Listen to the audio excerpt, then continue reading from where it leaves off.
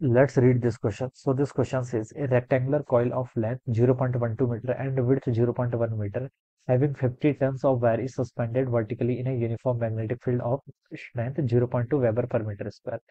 The coil carries a current of 2 ampere. If the plane of the coil is inclined at an angle of 30 degree with the direction of the field, then the torque required to keep the coil in a stable equilibrium will be. ठीक है, coil को stable equilibrium में रखने के लिए कितना torque यहाँ पर आपको रिक्वायर्ड होगा ये आपको बताना है। ठीक है, this thing we have to know. ठीक है, बतानी है मतलब बेसिकली। ऑलराइट, तो देखिए बच्चों, इस क्वेश्चन का की कॉन्सेप्ट आप क्या लिख सकते हैं। The key concept of this question, coil का देखिए आपको लेंथ गिवन कर रखी है, विड्थ गिवन कर रखी है। ठीक है, रेक्टेंगुलर कॉइल है तो एरिया बेसिकली गिवन हो गया, नंबर ऑफ टर्न्स भी गिवन है, vertically in uniform magnetic field given है, कैरीज द करंट 2 एम्पियर। ठीक है, if the plane of the coil is inclined at an angle of 30 degree with the direction of the field. Alright, then the torque required to keep the coil in stable equilibrium. ठीक है, तो इस question का की concept ना torque लिख लीजिए। आप क्या लिख लीजिए? टॉर्क। यस, टॉर्क लिख लीजिए। ठीक है, टॉर्क ऑन कॉइल लिख लीजिए, ये ज्यादा बेटर रहेगा। Torque on coil. ठीक है, कॉइल पर आपका कितना टॉर्क लगेगा। देखिए इस तरीके से आपकी एक रेक्टेंगुलर कॉइल है। ठीक है, this is a rectangular coil.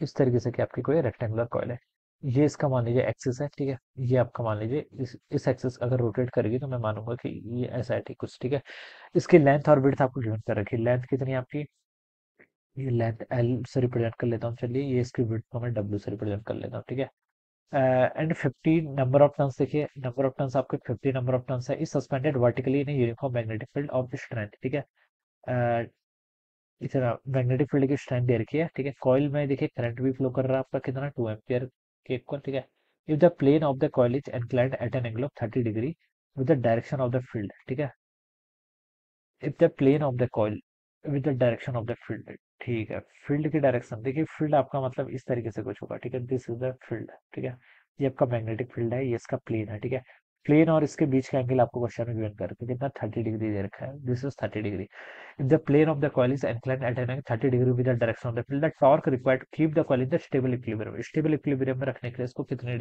ये इसका नॉर्मल होगा फिर। ठीक है, कॉइल का। ठीक है, नॉर्मल है, ये एंगल कितना होगा, नॉर्मल और मैग्नेटिक फील्ड के बीच का एंगल फिर आपका 60 डिग्री के इक्वल हो जाएगा। ठीक है, ये हम बता सकते हैं। अब हमें बताना है कि इसको स्टेबल इक्विलिब्रियम में रखने के लिए कितना टॉर्क लगाना पड़ेगा।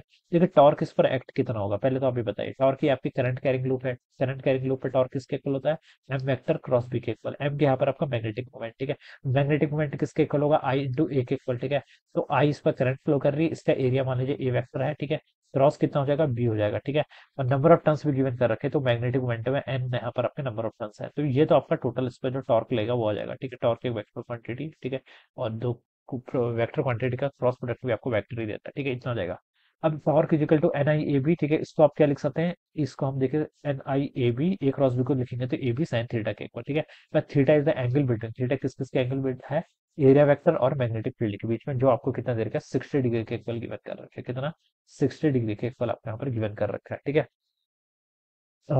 ऑलराइट, 60 डिग्री के इक्वल यहाँ पर गिवन कर रखा है।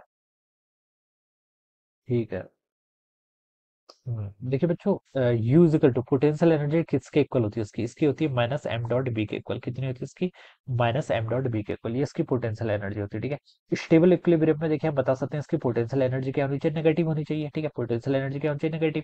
तो इसको मैं ओपन करूँ तो आपका एम बी कॉस थीटा के इक्वल हो जाएगा। कितना, एम बी कॉस थीटा। ठीक है, तो थीटा की वैल्यू बेसिकली कितनी होनी चाहिए, जीरो होनी चाहिए। ठीक है, थीटा की वैल्यू जीरो होने का क्या मतलब है, स्टेबल इक्विलिब्रियम का मतलब है कि देखिए जो आपका मैग्नेटिक फील्ड है, ठीक है, जो आपका क्या है, मैग्नेटिक फील्ड है और नॉर्मल वेक्टर है, उन दोनों के बीच पर आपका एंगल कितना होना चाहिए, 0 डिग्री होना चाहिए। ठीक है, यानी कि जैसे ये आपका एक्स एक्सिस है, ये आपका वाई एक्सिस है। ठीक है, इस प्लेन में एक्स वाई प्लेन में आपकी कॉइल लाई कर रही है और इसी प्लेन में आपका मैग्नेटिक फील्ड भी लाई करना चाहिए। इस कंडीशन में बता सकता हूँ, देखिए आई अगर मैं यहाँ पर देखिए एरिया क्रॉस बी, यहाँ पर से बता सकता हूँ। देखिए यहाँ पर क्या है, देखिए जो इसका एरिया वेक्टर होगा। ठीक है, सॉरी ऐसा नहीं होगा ये। ठीक है, टॉर्क आपका potential energy minus M B cos theta के इक्वल है ना, potential energy minus M B cos theta के इक्वल है, तो इसको स्टेबल होने के लिए आपकी थीटा की वैल्यू जीरो होनी चाहिए, बिल्कुल जीरो होनी चाहिए। ठीक है, तो यहाँ पर जो आपका मैग्नेटिक, सॉरी, यहाँ पर जो आपका क्या होगा, मैग्नेटिक फील्ड भी होगा। ठीक है, एरिया वेक्टर और मैग्नेटिक फील्ड के बीच में, एरिया वेक्टर तो इसका इस डायरेक्शन में होगा। ठीक है, मैग्नेटिक फील्ड भी आपका इसी डायरेक्शन में होना चाहिए। ठीक है, एरिया वेक्टर भी आपका बाहर की तरफ होना चाहिए, मैग्नेटिक फील्ड भी बाहर की तरफ होना चाहिए। ऑलराइट, मैग्नेटिक फील्ड भी क्या होना चाहिए, आपका बाहर की तरफ होना चाहिए, और एरिया वेक्टर तो उसका बाहर की तरफ ही है, क्या है आपका बाहर की तरफ। ठीक है, इसमें ऐसे करंट फ्लो कर रही है मान लीजिए, तो उससे और स्पेसिफाई हो जाएगा, ठीक है। तो अब इस कंडीशन में बता सकते हैं कि यहाँ पर इस पर क्या लेगा, जीरो टॉर्क लेगा, क्या लेगा, ये आपकी स्टेबल इक्विलिब्रियम की कंडीशन पर होगी, ठीक है। तो देखिए हमसे पूछ रखा है कि कितना टॉर्क की यहाँ पर रिक्वायरमेंट है। अब आपको यहाँ पर क्या बताना है, कितना टॉर्क आपको चाहिए, ये आपको बताना है, ठीक है। तो देखिए बच्चों, इसके लिए हमें क्या करना पड़ेगा, मैग्नेटिक फील्ड तो देखिए आपका जिस डायरेक्शन में है, इसी डायरेक्शन में हमें क्या करना है, इस कॉइल को भी क्या करना है आपको, कॉइल का जो प्लेन है वो मैग्नेटिक फील्ड के प्लेन के परपेंडिकुलर होना चाहिए, बेसिकली मैग्नेटिक फील्ड के परपेंडिकुलर होना चाहिए, ठीक है। कॉइल का प्लेन आपका मैग्नेटिक फील्ड के प्लेन के परपेंडिकुलर होना चाहिए, ठीक है। तो मैग्नेटिक फील्ड तो आपका ऐसा है, ये तो फिक्स है। तो कॉइल को आप रोटेट कर लीजिए, इस तरीके से कुछ कर लीजिए, ठीक है। कॉइल आपकी इस तरीके से 60 डिग्री से बेसिकली रोटेट कर लीजिए, ठीक है। जिससे क्या कर लीजिए, इसको 60 डिग्री से रोटेट कर लेंगे, ठीक है। उससे होगा क्या, देखिए जो कॉइल का प्लेन आपका ऐसा हो जाएगा, ठीक है। आपका कॉइल का प्लेन यहाँ पर ऐसा हो जाएगा, ठीक है। ये आपका कॉइल का प्लेन हो जाएगा और ये मैग्नेटिक फील्ड, ठीक है। कॉइल का प्लेन ऐसा है, ठीक है। कॉइल का फिर एरिया वेक्टर एन डैश बोल देता हूँ मैं, ये हो जाएगा, और बी आपका ऐसा हो जाएगा। तो इन दोनों के बीच का एंगल आपका जीरो, इन दोनों का बीच का एंगल जीरो, तो पोटेंशियल एनर्जी आपकी नेगेटिव आएगी, और नेगेटिव मतलब आपका स्टेबल इक्विलिब्रियम की कंडीशन हो जाएगी, ठीक है। तो आपको क्या करना है, इसको यहाँ पर रोटेट करना पड़ेगा, क्या करना पड़ेगा आपको, इसको ऐसे रोटेट करना पड़ेगा, ठीक है। तो इस तरीके से उसको रोटेट करने के लिए देखिए इनिशियली है तो आप उसको इस डायरेक्शन में लाना पड़ेगा, तो 60 डिग्री रोटेट करना पड़ेगा। बेसिकली आपको आप करना क्या, टॉर्क रिक्वायर्ड है ना, तो थीटा की जगह 60 पुट कर लीजिए, और तो कुछ है नहीं इसमें, ठीक है। एन कितना आपका 50 के इक्वल है, करंट कितनी फ्लो कर रही है आपकी, करंट आपकी 2 एम्पियर के इक्वल फ्लो कर रही है, इंटू उसका एरिया, एरिया देखिए कितना हो जाएगा, लेंथ इंटू ब्रेथ, 0.12 इंटू 0.1 कर लीजिए, ठीक है।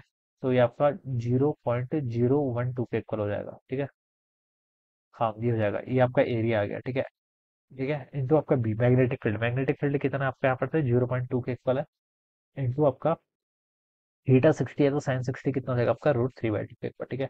टू से बच्चा यहाँ पर टू कैंसिल हो जाएगा, तो ये हो जाएगा आपका देखिए 0.2 इंटू 50 अगर मैं करूंगा तो ये कितना आएगा, 10 के इक्वल आएगा, ठीक है। 10, ठीक है, 10 को इससे मल्टीप्लाई करूंगा तो 0.12 हो जाएगा, इंटू आपका √3, √3 की वैल्यू कितनी होती है आपकी 1.73 के इक्वल होती है, इसको मल्टीप्लाई कर लीजिए, ठीक है। ये कितना आएगा देखिए 0.173 इंटू में, अगर यहाँ से 0.173 नहीं 1.73 है, ठीक है। This is 1.73, alright.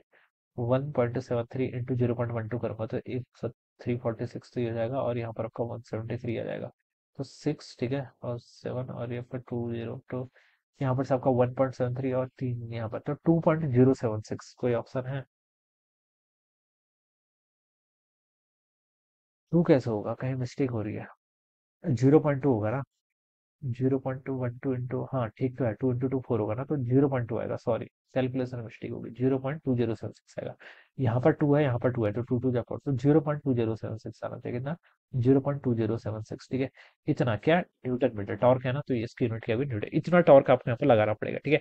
इतना टॉर्क लगाएंगे तब ये आपकी इस तरीके से रोटेट होगी कि मैग्नेटिक फील्ड और इसका जो ये देखिए कंडीशन मैंने बता रखी है ना, स्टेबल इक्विलिब्रियम की कंडीशन क्या है, यहाँ पर देखिए क्या यहाँ पर लिखा हुआ है, देखिए जो मैग्नेटिक फील्ड है उसी तरफ इसका जो एरिया वेक्टर होगा, इस रेक्टेंगुलर कॉइल का एरिया वेक्टर होगा, वो दोनों एक ही साइड में आने चाहिए, ठीक है। जब ये कॉइल आपकी ऐसे हो जाएगी, ये आपकी सेकंड पोजीशन मान लीजिए, इनिशियल पोजीशन ये थी आपकी, ठीक है। तो जब ये ऐसे रोटेट हो जाएगी, उस कंडीशन में बता सकता हूँ जो एरिया वेक्टर है और मैग्नेटिक फील्ड है वो दोनों के बीच में एंगल कितना, जीरो एंगल, उस कंडीशन पर स्टेबल इक्विलिब्रियम आएगा। तो 0.20 से तो देखिए सी ऑप्शन पे गिवन है, तो ये इसका राइट आंसर होगा, ऑलराइट। तो I hope you all understood this concept, all the best and thank you so much.